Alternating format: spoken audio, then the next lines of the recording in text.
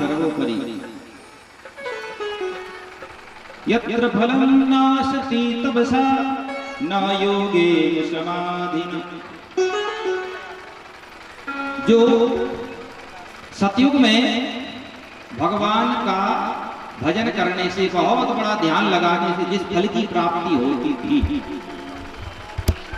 वह फल की प्राप्ति केवल कलयुग में नाम भगवान में ही प्रतिष्ठित कर दी है। जंगल में जाकर, वन प्रांत एकांत में जाकर तपस्या करना, समाधि लगाना ऋषि मुनि महात्माओं का काम था। उनको हजारों वर्ष की तपस्या करने से जिस फल की प्राप्ति होती थी, वह कलयुग में केवल नाम लेने से प्राप्त हो जाता है। कृते युग धायते विष्णु त्रेतायाम यजतो मखई। त्रेता में बहुत बड़े बड़े राजाओं ने बहुत बड़े बड़े यज्ञ किए, राजसू यज्ञ किए, अश्वमेध यज्ञ किए। उन यज्ञों की फल की जो पूर्ति थी, उन यज्ञों के करने से जिस फल की प्राप्ति होती थी, वह फल की प्राप्ति तो केवल कलयुग में भगवान का नाम लेने मात्र से मिल जाती है।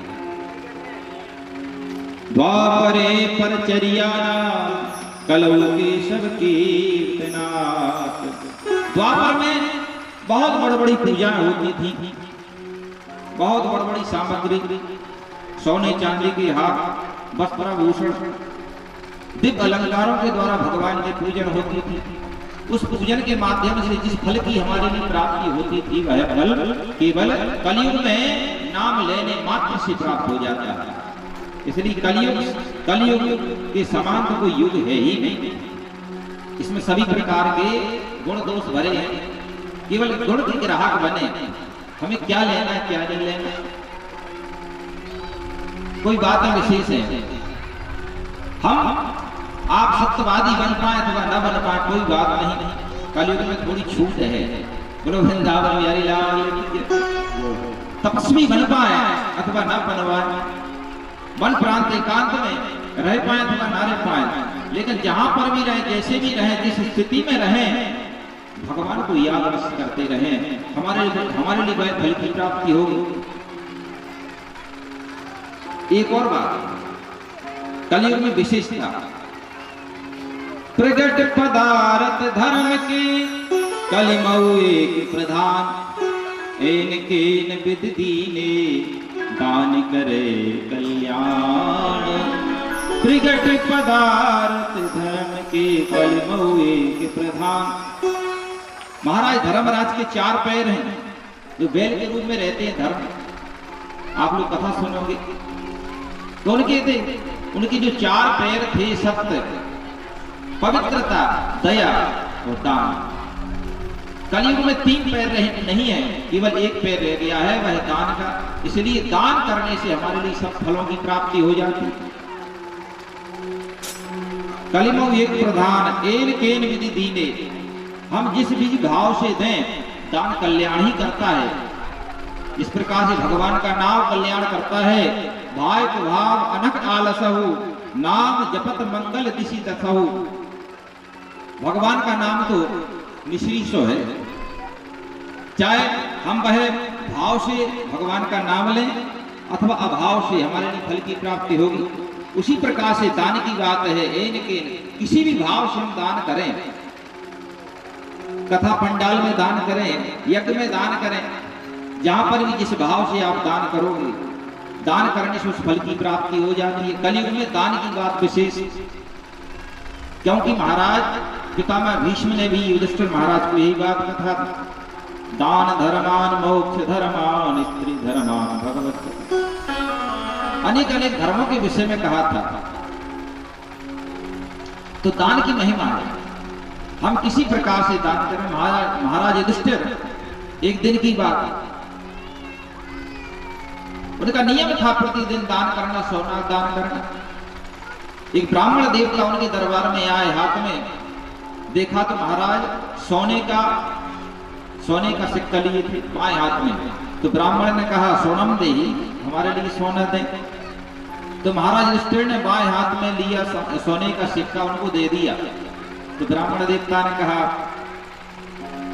राजन आप जो सोने का सिक्का दे रहे अच्छी बात है, परंतु आप सीधे हाथ से दें, क्योंकि बाएं हाथ से दान किसी को नहीं दिया जाता।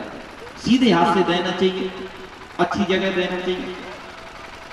तो उन्होंने कहा मैंने इसलिए दान कर दिया, आपने कहा सोनम ही मुझे दान दे, तो मैंने बाएं हाथ में सोने का सिक्का था, मैंने आपको तुरंत दे दिया। अगर मैं ये विचार करता दाएं हाथ में लूं, दाएं हाथ में आते आते मेरा विचार बदल जाता, मेरा लक्ष्य बदल जाता, मेरा भाव बदल जाता, मैं दान नहीं कर पाता। इसलिए विचार बदले, भाव बदले, हमारी आस्था बदले, इससे पहले ही हमारे लिए वह कर्म कर देना चाहिए। न केन विधि दीन दान करे कल्याण, कल्याणी करने वाला है। तुलसी पंचन के पिए घटे न तरता नीर। तुलसीदास जी कहते हैं कि पक्षियों को पीने से कभी जल की कमी नहीं होती। पक्षी कितना भी जल पी ले, नदी का जल घटता नहीं है। इसी प्रकार से जहां पर भी कथा पंडाल में, भगवत सेवा में जो आप लोग दान कर रहे हैं, ऐसा करने से समुद्र में कमी नहीं आती। अब आप कहोगे महाराज तो अपने बात कर रहे हैं, बोलो वृंदावन बिहारी लाल की जय। नहीं, अपने कर्म में से जो हम दान करते हैं, दशम दान करते हैं, दान का बड़ा महत्व है कलयुग में।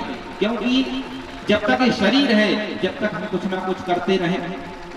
क्या करते रहें? ध्येया पूजन नित्यदा, प्रतिदिन भगवान का ध्यान करें, पूजन करें, उनकी उपासना करें। श्री हनुमान जी महाराज जी आज शनिवार में विराजमान है। हनुमान जी महाराज जी के मन में विचार आया, अभी आप लोगों ने श्रवण किया। हनुमान जी ने विचार किया कि भगवान श्री राम को अपनी लीला का स्मरण करने के बाद में अपने साकेत में चले जाएंगे। कोई भी नहीं रहेगा त्रेता का व्यक्ति, कोई भी नहीं रहेगा त्रेता का वासी। अयोध्यावासिना पूर्वम यथा रामेण संगतः, सभी अयोध्यावासी भगवान श्री राम के सहित साकेत धाम को चले गए। तो हनुमान जी महाराज जी की बहुत बड़ी, हमारे लिए बहुत बड़ी देन है।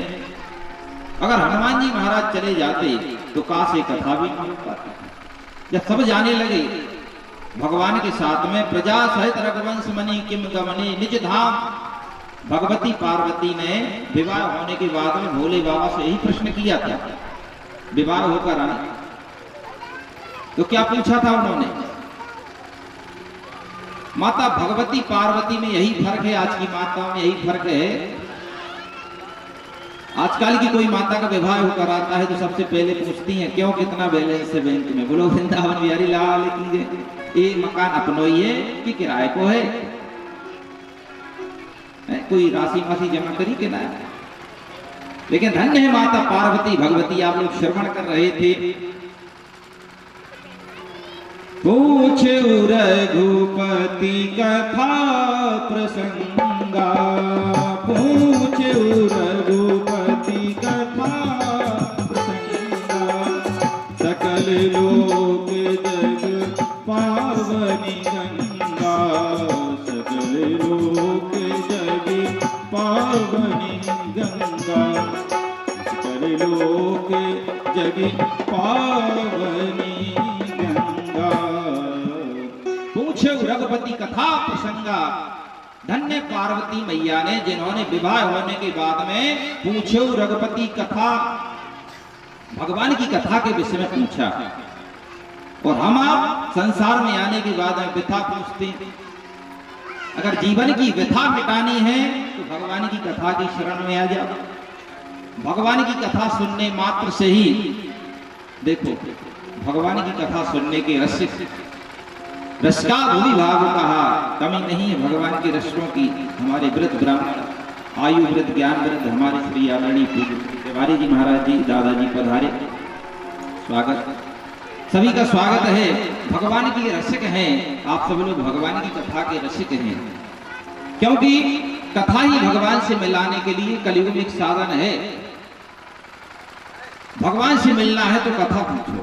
भगवान के जब संत मिल जाए, कोई महंत मिल जाए, कोई ब्राह्मण मिल जाए, तो उनसे ये मत पूछो क्या महाराज जी हमारे लड़का को विवाह होएगो कहना होएगो, जाकी नौकरी कब लगेगी, जाको बच्चे होएगो कहना हो, ये बात है ना। अरे एक पूछो कि भगवान कैसे मिलते हैं। पूछो रघुपति कथा प्रसंगा, सकल लोक जग पावनी गंगा, जिससे सबका कल्याण हो। भगवती ने पूछा सकल लोग, केवल एक लोक की बात नहीं कही कि हमारे केवल मृत्यु लोक के वासियों का कल्याण होना ना। अतल वितल सुतल तलातर सतल महातल पाताल में थी, भूलोक भरलोक महालोक जनलोक तपोलोक सत्यलोक ब्रह्मलोक, जिसमें सबका कल्याण छुपा हो। ये हमारा वैदिक सनातन धर्म है जो सबकी बात करता है कि सबका कल्याण हो। इसी के लिए वेद भगवान ने देव हो शांति अंतरिक्ष गुम शांति पृथ्वी शांति, हर एक जगह शांति की बात कही। राष्ट्र में शांति हो, देश में शांति हो, देश में मंगल हो, सबका कल्याण हो। सबका कल्याण कैसे होगा? पूछो रघुपति कथा प्रसंगा, सकल लोक जग पावनी गंगा। भगवान की कथा ही भगवान से मिलाने के लिए साधन है। बुध वित्राम सकल जग रंजनी, बुध वित्राम सकल जन रंजनी, बुध वित्राम सकल जग मंगल, बुध वित्राम सकल जन रंजनी, बुध वित्राम सकल बुध वित्राम सकल जन रंजनी, बुध सकल जग मंगली, बुध वित्राम सकल जन रंजनी, सकल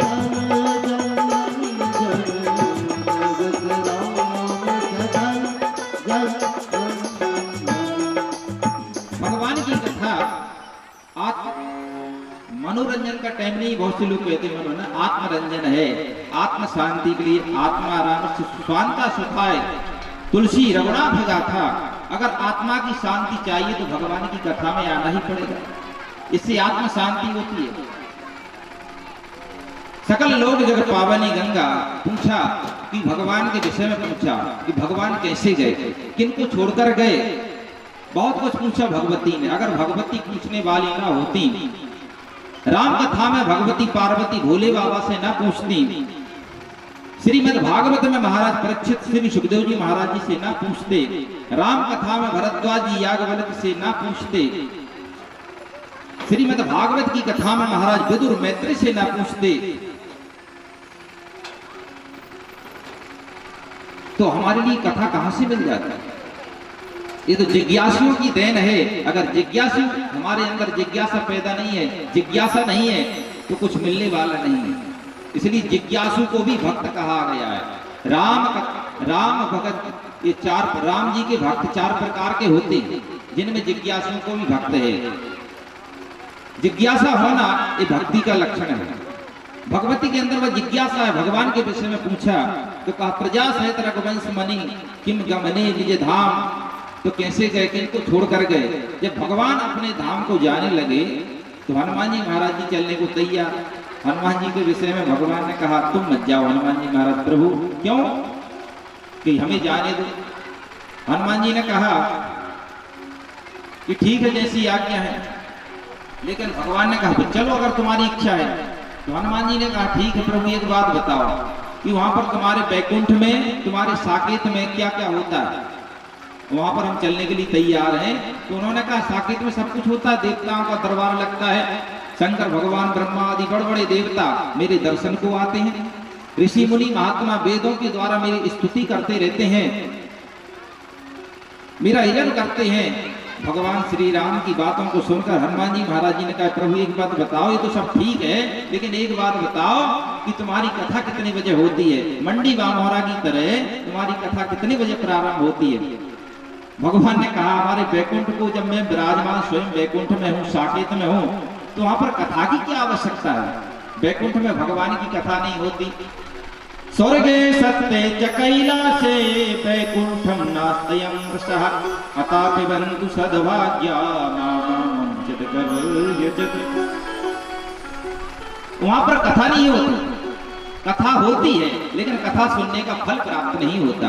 मैं और पार्वती रहते हैं शिव के रूप में, मैं और सीता रहते हैं राम के रूप में, मैं और लक्ष्मी नारायण वैकुंठ में हम एक ही रहते हैं। कथाएं तो होती हैं लेकिन वहां पर रस नहीं मिलता, वहां पर उनका फल नहीं है।